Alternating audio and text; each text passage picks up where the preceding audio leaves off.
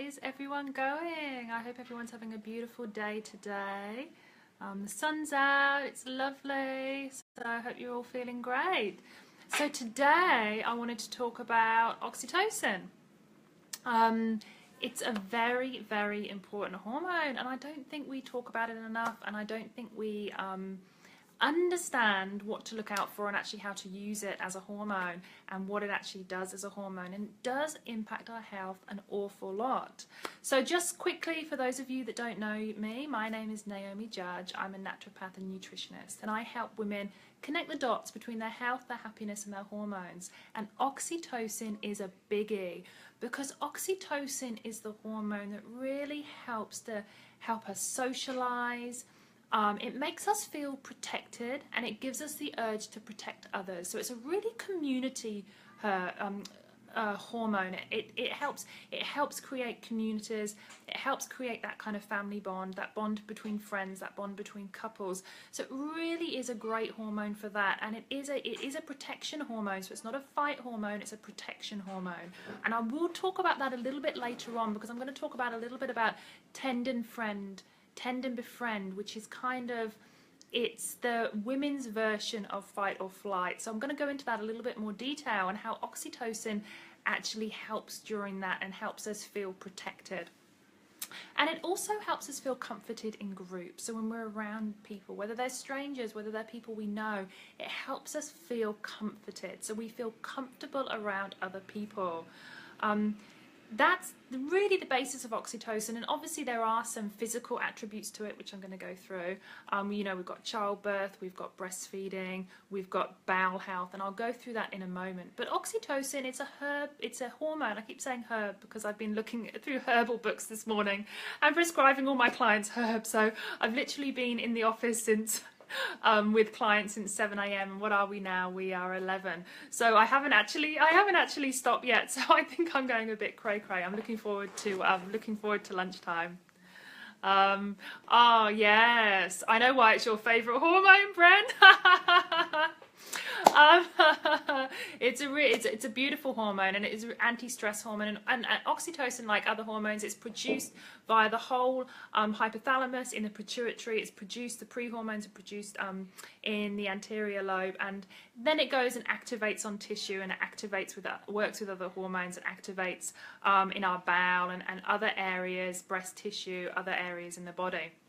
Signs that you might be deficient. There are actually some really interesting signs, and signs that I know a lot of you may not have thought of. One of those, constipation. So if we think of oxytocin like helps with movement, helps with pushing things. We've got giving birth. It helps with the contractions. We've got breastfeeding. Again, the contractions, the milk coming through, that contraction of those ducts.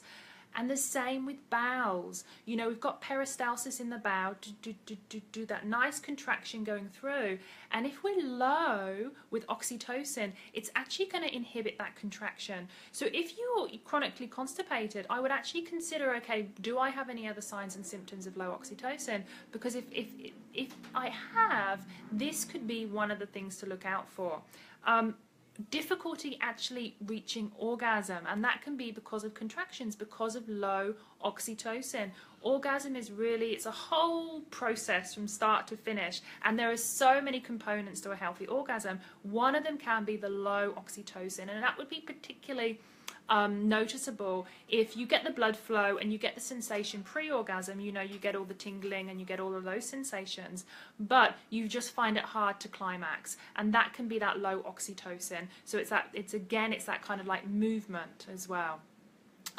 Another thing with oxytocin is it's a very much social hormone. So if you feel difficult in group situations, if you feel anxious in group situations, or you feel disconnected. Disconnected is a huge one.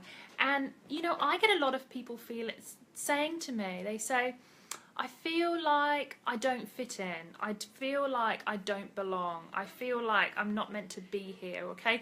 You actually feel as though you're not part of something, or you're not part of something with other people. And of course that can be other things, but it can also be oxytocin. Oxytocin is so very powerful at connecting us, making us feel so connected with other people. And really we are all the same, so we should kind of feel connected with most people, particularly in our local group. So you're talking about a local group of friends, your family, and also your community. So that's where that oxytocin comes into play and creates that kind of community and that bond between people, whether they're family or whether they are just in your community. But it helps create that bond. So the disconnection is a biggie when it comes to low oxytocin. Any issues you've had with birth, so if you had to have an induced birth, or you had problems during birth, or even issues breastfeeding, not due to the amount of milk or maybe nipples or maybe anything like that, but more to do with the production, so the milk coming through, if the milk's finding it hard to come through, that also, you can see my hand movements down here, I'm doing kind of like funny hand movements, which you're missing out on. But that can also be a sign of that low oxytocin, because again, it's that movement, the movement through, and that's where the oxytocin really comes into play. Low oxytocin can kind of start from a young age, and you can kind of pick it up and you can see it in kids that maybe have difficult social skills, so difficult actually socializing with other kids and actually not understanding the cues. So that again can also be a sign of low oxytocin. Other things that oxytocin helps with pain, so pain perception. So when our oxytocin is low and other hormones are high, so if we've got high cortisol, low oxytocin, we actually can feel pain more. So you might be suffering more from fibromyalgia, you might be getting more headaches, or you even might get more period pain. You know, it's heavier period pain, and that can be due to that low oxytocin.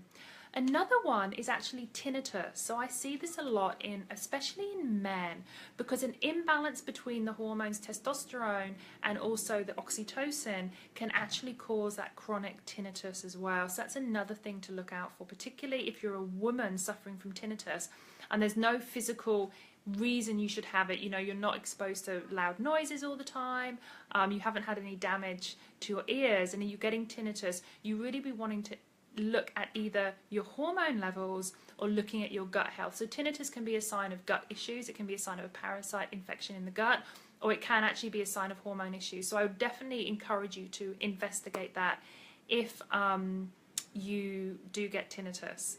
Now, another thing that's very interesting about oxytocin, and I was doing some research and kind of looking at what other signs and symptoms it can cause, it's actually a vasodilator. So what low oxytocin can actually do, because it's a vasodilator, and if you're low in oxytocin, what it can actually happen is it can actually constrict your veins, and so they get constricted, so you can actually get signs of cold hands and feet. What's interesting is if you get thyroid signs, one of the thyroid signs is cold hands and feet and constipation. But cold hands and feet and constipation can actually be a sign of low oxytocin. So that's why we need to kind of like dig a little bit deeper and actually see, where is this core symptom coming from? Where is the root cause, and what are the other symptoms going on? I mean, with thyroid, you might be puffy, cold hands and feet, constipated and extremely fatigued. And then you might notice there's a little bit of difference. If it's because of low oxytocin, you might notice you're really more agitated around people, irritated with people. You feel a bit apathetic towards people, and you don't feel connected. And so try and look at those emotional signs as well, and that will help you understand, you know, what are your symptoms, what are they related to? At the end of the day, is it thyroid, is it oxytocin? I mean, at the end of the day, it all comes from up here at the brain, the pituitary, the hypothalamus. So working up here anyway, meditation, B6 will always help those hormones to cascade down the rest of your body anyway. So I would definitely look at that. Low oxytocin also affects your appetite. And if we look at the female's menstrual cycle, oxytocin does fluctuate as well. And so you might find with low oxytocin, you're more likely to binge eat and have addictive behavior as well, particularly towards stimulants and particularly towards food. You may find that. But the binge eating, and it's a similar it's a similar sensation to leptin that's out of balance. So it's kind of never feeling satisfied after a meal. That can be a sign of low oxytocin as well. Now, one of my favorite things to look at, and I absolutely love this subject to bits, and it's really about our innate stress response. So we've got the stress response that we've always talked about, and that's your fight and flight response. So this is, something happens. In the old days, you know, you're in the jungle, there's an animal chasing you, fight flight comes in, adrenaline, cortisol kicks in. This puts all the energy to where you need it so you can run away really, really fast or freeze. So when we're in a situation where we're absolutely life or death, this is why a lot of people freeze. We can freeze in a particular situation because our body says to us, this is the way we survive this situation. So that's your fight or flight. Some people will fight, you might run. It really depends where you think, how you will survive in this situation. What do you need to do? And your body will automatically do that. When it comes to women, however, we're finding that it's a different stress response. There is a different stress response happening. And this is the tend and befriend stress response. So this is when you are innately fearful, when there is a stress response, when there is a danger, the fight flight doesn't kick in as much for women. It's more the oxytocin response, and the oxytocin is tending to your young, protecting those around you. And so all your thoughts go into protection, and that's the oxytocin. So the oxytocin is rising in women more so than in men. And that stress response should trigger the oxytocin, trigger you into that tend or befriend. And so you know the only way for everyone to survive, your young to survive, your children to survive, or your family or friends, is to befriend those around you and protect. And so that's the oxytocin at play there, and that's the difference between that kind of male spectrum of hormones and that female spectrum of hormones. But what we're seeing now, and this is really interesting, what we're seeing now, because of the change in social lives, because of the change in work-life balance, because women are not only working at home, they're also now full-time jobs, and the stress is really quite overwhelming for a lot of women, that tend and befriend response is actually not being as cultivated as much, and it's more the fight flight, so higher cortisol. And this is why women are now prone to more stress related illnesses like heart disease, diabetes, metabolic syndrome, because the cortisol is now rising and the oxytocin is kind of not coming into play as much, so it's causing more problems. So that's the innate stress response. We're meant to have that. Stresses are okay, but it's really the way that we deal with it. And it's really all about what our hormones do in that moment. What's the cortisol doing? If we're bottoming out in cortisol, in oxytocin, we've got no oxytocin left, and we've just got tons of adrenaline, we're going to be like this all the time, fight, flight mode all the time, running around. We get that oxytocin back, and it's actually going to stabilize our stress response, and it's actually going to level it out. So we have that stress response, but it doesn't affect our health as much as it would if we had the high cortisol. This is why oxytocin is so very important. It's not just important to have a good sex life. It's not just important for that. It's important for our health, chronic disease, and really our nervous system at a core level. So oxytocin is so very important. Now, when I was reading up on this, it's quite interesting. I was reading a few things, and there's this book called, let me just remember what it's called. There's a book called Just Listen. Now, this is interesting. And it talks about testosterone and oxytocin, and it talks about testosterone in men and oxytocin in women. And what's quite funny is it talks about the things that we do to one another, to either our friends or to our partners, that raise and lower the oxytocin. And one of the things that happens is when you're told, by your partner, okay, so you've got a problem, and you go home to your partner, and all you want to do is you want to tell your partner your problem. You just want to go, this is my problem, I had this problem with so-and-so. And all you really want is to tell someone your problem, and you just want them to give you a hug. or you just want them to say, oh, I'm sorry, can I make you a cup of tea? That's all you want, and that's all they really should do. But sometimes we have partners that go into problem solving. And what's interesting is this study talks about how when we go home, we tell our partner our problem. They go automatically into problem solving. And what that does is that lowers our oxytocin and raises our stress hormone. And then that in turn actually creates an issue with our bonding with our partner and our relationship with our partner. So we've got lower oxytocin, we then get irritated towards them, and that actually depletes our feelings of closeness and bonding with our partner. And I think a lot of you might know that feeling where that your partner just wants to solve your problem and they give you X, Y, and Z, and we all can do that to our friends and to our partners. So it's just an interesting one. And another one is with men. This is a completely aside from oxytocin. With men, when men are told off or when men aren't congratulated about doing something. So if a man has done something that he's proud of and he's told he's not done it well enough, or actually that wasn't the right thing to do, or he's not thanked, it can actually lower his testosterone levels instead of high. But if you congratulate them, it raises their testosterone levels. I just thought those are just really interesting little things, that how our hormones interact with how we interact with each other. And it kind of makes sense because you know how it's like I'm doing this broad thing here. Obviously we're all different, but you know, if you talk to a lot of people and you talk to about, if you know that there's that age old saying that you have to really say, you know, thank your partner for doing the dishes and that kind of thing. So that's really interesting. But definitely that oxytocin link is an interesting one, and I was really fascinated. So that's actually a book called Just Listen. So it's got some of those studies in, and that's very interesting. So maybe go and tell your partners just to listen to me, that's what we need. And the same goes with friends, and we all try and solve our friends' problem, but really it's just that listening, and the listening aspect is what helps to raise that oxytocin, and that then will actually strengthen your bonds. That's the same with kids, with children. Children don't need you to solve their problems necessarily, they just need someone to listen. Your partner, your friends, we just need to be listening boards and soundboards unless asked otherwise. So that's a good one for the oxytocin. So what can you do for your oxytocin? Now, oxytocin is not as studied as much as a lot of the hormones. So, you know, we've got estrogen, we've got progesterone, we've got testosterone. Now, if our estrogen's low, we may do a few things. We may take some maca powder, we may take some peony, or we may take some licorice. If our progesterone's low, we'll just do some B6 and maybe some Vitex for the pituitary.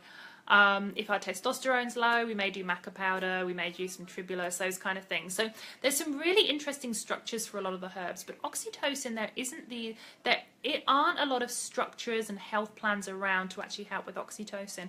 A lot of it is actually what you do physically, what you do mental and emotionally. So things like making sure that when you feel like retreating from groups, you actually socialize more. So socializing will help. Hugging is a big one. So hugging, and lots of cuddling. So really having that interaction with other people, that interaction will help raise oxytocin levels.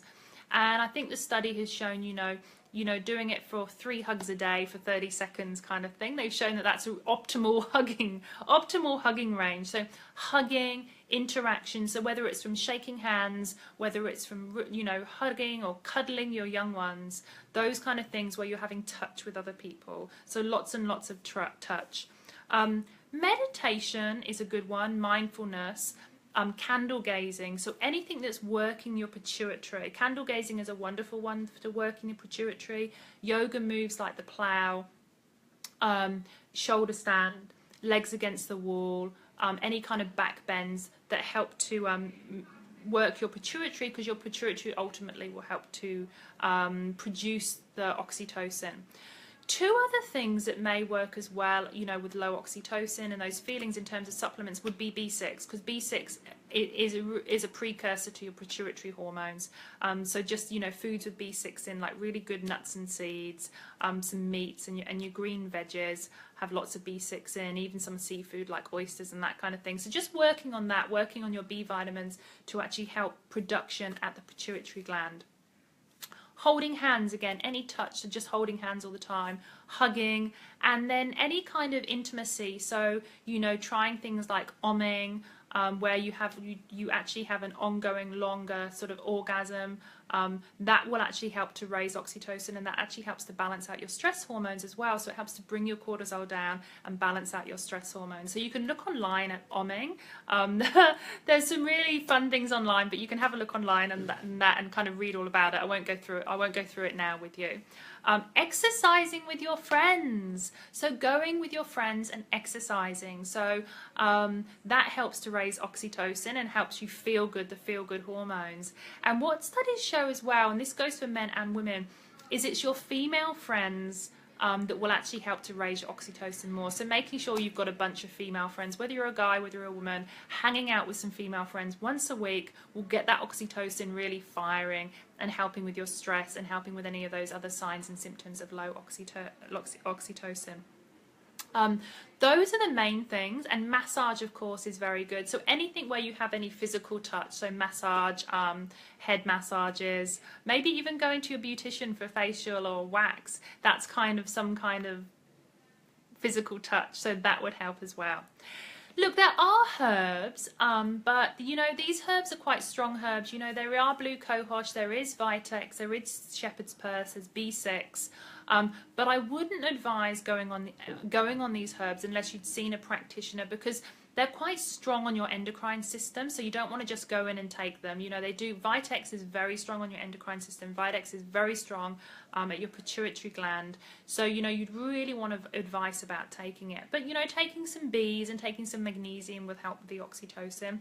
And definitely working on your adrenal health and on your nervous system health will definitely help with the oxytocin levels as well. So, you know, just doing the meditation, maybe taking some magnesium, maybe a little bit of sea salt in water once a day. Chamomile tea is wonderful for your nervous system. Holy basil tea is wonderful, absolutely love it. And then high vitamin C. So vitamin C is essential for your adrenals, essential for your nervous system. So rosehip is my favorite. So I make up a little vitamin C tonic for my clients, like a natural vitamin C tonic, and I put rosehip in it. Rosehip tea, rosehips are one of the most beautiful ways to get vitamin C. Your body absorbs it so quickly, so it's absolutely lovely. And then using things like nettle as well that have got your bees in, so you can get some nice natural things like that. You can use herbs or you can use tea, you know, it's all beautiful, but definitely just adding those in to help with the oxytocin levels. But truly, aside from taking these, the best way to raise your oxytocin levels is through the touch, and it's through social situations. So really making sure that you're having that touch daily, making sure, you know, your sexual health is good, and you're having an enjoyable sex life, because that's really going to help with your hormones, and it helps to balance it out. And I read an awful article just now in Body and Soul. It was a horrible article, and actually I feel like complaining to them because of the title of the article was it wasn't a nice article to read. Hi Cheryl. But it was about women's health, but just the whole thing about sex, it does help with the overall hormonal balance. So definitely just looking at that. So that's really it, you know, with oxytocin. It's just good to be aware of this hormone, particularly if you feel those feelings of disconnect, you don't feel social, and you do have the physical sensations of maybe being constipated, maybe even being a bit depressed. You know, have a look at all of those, and then just start, you know, booking in times with girlfriends to catch up, doing some exercise, maybe doing some massage, and just, you know, just cuddling it out, hugging it out, even hugging your cats and dogs. I squeeze mine a couple of times a day, my little cats, and I think that helps with my oxytocin levels. So there we go. So I hope you found that informative. It's my favorite hormone, and it's the best hormone to counteract the effects of stress. You know, get your oxytocin levels up, and it's going to help with your cortisol levels, your adrenaline levels. It's going to bring them down. So get hugging, catch up with friends, get a massage, try OMing, do meditation, and candle gazing. So candle gazing is where you stare at a candle flame for a couple of minutes, and it really helps to activate the pituitary up here. How'd you get your libido back? Hope I spelt it right. Hi, Kelly. So libido. So maybe we'll do one next week on libido. We can talk about libido. So low libido can be due to a couple of different things. It can be due to hormone balance. Low oxytocin, high cortisol will cause low libido. It can also be due to low progesterone, but it basically is that body's innate stress response, you know. Thanks, Alex. The body's stress response. If our body is going through a stress response, our libido will be low. So let's book in a libido one, and we can go a little bit deeper into libido, but definitely getting your oxytocin higher. Here we go. Here's my favorite libido, simple libido boosting thing you can do. This one thing will boost your oxytocin and it will boost your libido, and I swear it works. And it's just staring. I think I've said this before. Okay, so with your partner, all you need to do is for about 30 seconds, when you get home from work, a couple of times a day, you look into their eyes. So you just do some eye gazing. You just look into their eyes. You stare into their eyes. It might be awkward at first. You do that. That will help raise oxytocin. But it's one of the best things to get the libido back. You just something about it. It's like it reinvigorates a relationship. And that helps to get the libido back. And then when you start getting into actually having, you know, regular intercourse, regular sex, regular playing around with your partner, the libido will start to come back. But here's where to start. We'll start with the staring. I don't know if eye gazing. We'll call it eye gazing. Start with that because that helps to get the libido back. So a couple of times a day, really just look into their eyes. I learned that from. I did an interview for my membership program, the Breakthrough Membership Program, and I did an interview with Jacqueline Hellier. She's on the Breakthrough Membership Program, and Jacqueline some amazing stuff in terms of libido and in terms of our perception of things, but the eye gazing is one of them. She talks more about the physical aspects of it. We can talk more about the stress next time, so I will do a Facebook Live on libido because it's a big topic and it's a big one, but definitely the candle gazing. Do that, Kelly, and let me know how you go, okay? And I know it might be awkward at first and you don't have to do it for too long, but really look into the person's eyes. Look right into their eyes and you're looking at them and you're kind of I've heard a few times, I've read somewhere, a guy says he does it. He's actually a health practitioner. He said it's like falling in love again, and that's it. And that love will bring the feeling of oxytocin, and that's when the libido will start coming back. It will start coming back. But let me schedule in one, Kelly, on libido because I know it's a big topic. I know it's one as women. You know, women when we're busy, we're working all the time. We've got so many aspects of our life to deal with. It's easy for us to just start forgetting about that. And the more we forget about it, the more we become kind of apathetic to it. And that's when the feeling becomes neutral. So it's not that we don't want it, it's just a neutral feeling. We learn to kind of block it out because we're busy and we're doing this, that, and the other. Let's start with the eye gazing. And then I'll book in a Facebook Live and we can go into a little bit deeper for you. So I hope you enjoyed the Facebook Live on oxytocin, and I think just get hugging and then do some eye gazing, and that's gonna get you on the road to getting your oxytocin higher. So have a wonderful day, guys, and I'll see you next time. Let me see if I can do libido next week. I can't remember what I've got booked in next week, but if I can, I'll be here next week and we have a look at the libido one. Take care. Have a fantastic day. Bye.